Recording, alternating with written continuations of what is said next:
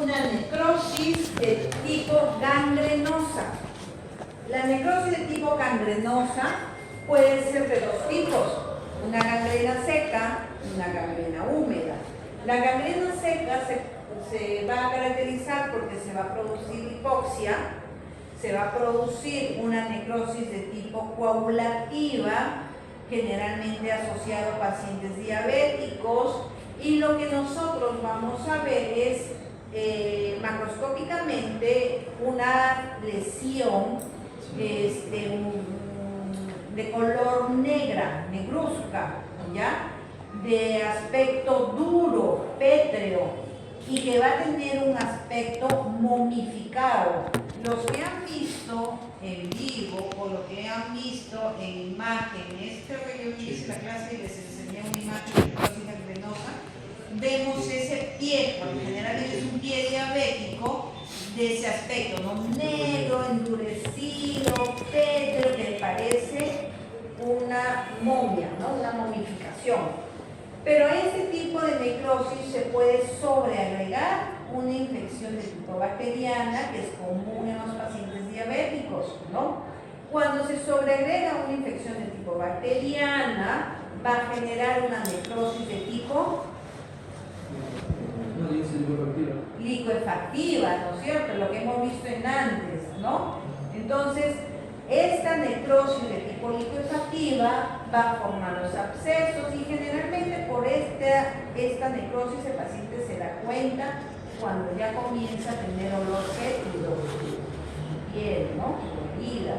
Entonces, este tipo de necrosis, ¿no? Va a ir acompañada siempre o inicialmente se va a producir por un pie diabético, una úlcera diabética, que es una herida que no cicatriza, que avanza, que podemos ver hasta hueso y que se va a sobreagregar esta infección bacteriana, ¿no? Por eso que los pacientes se les dice que deben usar calzado ancho, cómodo, que sea para meter, que no utilice pasadores, porque ellos al perder la sensibilidad se van a ir ajustando más y más los zapatos y se van a producir lesión. No deben ellos cortarse las uñas, sino otra persona, porque también se pueden lesionar y hacer heridas. Ellos pueden incluso pisar un clavo y no sienten dolor, porque hay pérdida de la sensibilidad. Pero esto pues va a ir acompañado de infecciones, etcétera, ¿no?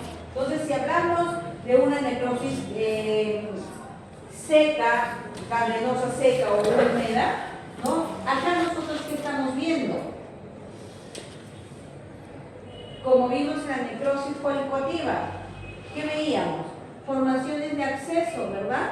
Porque es una necrosis que se va a licuar y que va a tener un absceso, y el absceso es líquido, espeso, amarillento, ¿no? Entonces, acá nosotros tenemos ese tipo de necrosis, aquí también. Pero recuerden, ¿ya?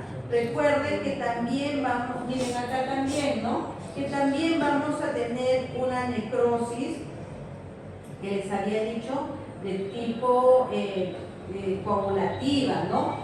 Que se va a caracterizar esta necrosis porque vamos al final a tener tejido fibrótico. Acá yo tengo todavía fibras colágenas que me permiten reconocer por la coloración y la forma.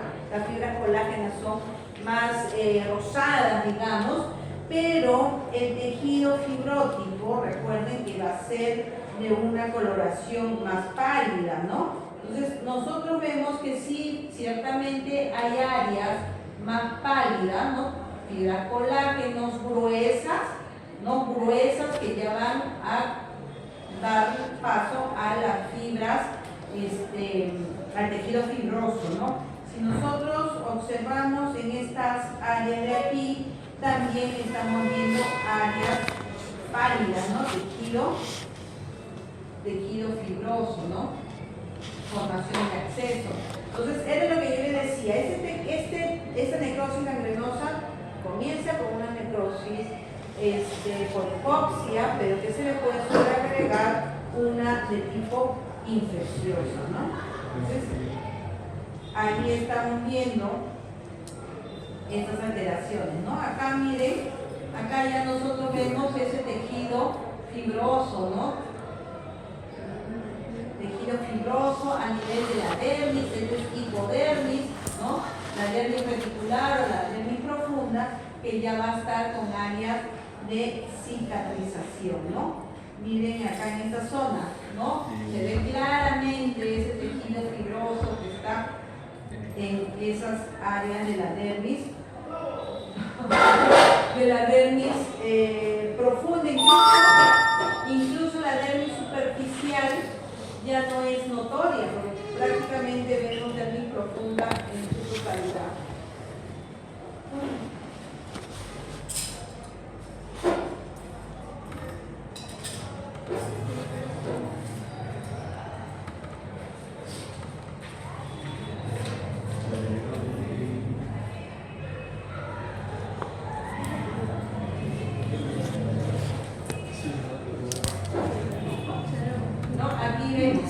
Claramente se ve, ¿no? Claramente se observa.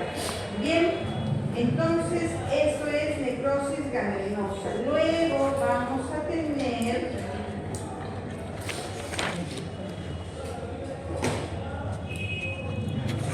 igualmente, ¿qué es? ¿Qué es? Piel, ¿no? Piel. ¿Ya? Entonces vamos a observar en esta lámina una alteración que se denomina arterioloesclerosis. No hay que confundir el término arterioloesclerosis con ateroesclerosis, ¿ya? Cuando nosotros hablamos de ateroesclerosis, hablamos de una alteración que se va a caracterizar porque se va a producir a nivel de vasos de mayor calibre y de menor calibre, que se caracteriza porque hay acumulación de colesterol a nivel de su capa íntima y su capa media y va a formar las placas de ateroma. Eso es ateroesclerosis. Pero yo les estoy diciendo arterioloesclerosis.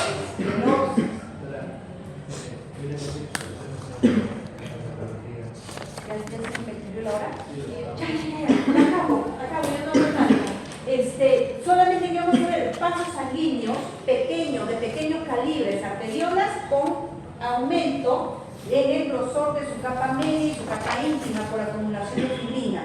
¿Ya? Entonces, ¿cuál es la alteración? Esta, miren, esta de aquí, por acá también, aumento, pero me hubieran dicho, doctora, pobre si no ha hablado tanto. Ya, ahí están, ¿ven? ¿Observan? ¿Ya? Miren acá también, ¿ya? Acá también. Entonces, cuando nosotros hablamos de esa alteración, es porque esas arteriolas van a estar engrosadas a nivel pues, de sus capas medias, su capa íntima, ¿ya? ¿Ven? Acá también, acá. Ya chicos, váyanse.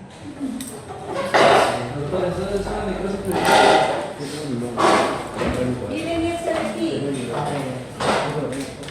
Así miren, ¿ven? Disminución de la luz, puedo literal y miren el grosor, igual que esta. La próxima no voy a hablar tanto, ¿ya?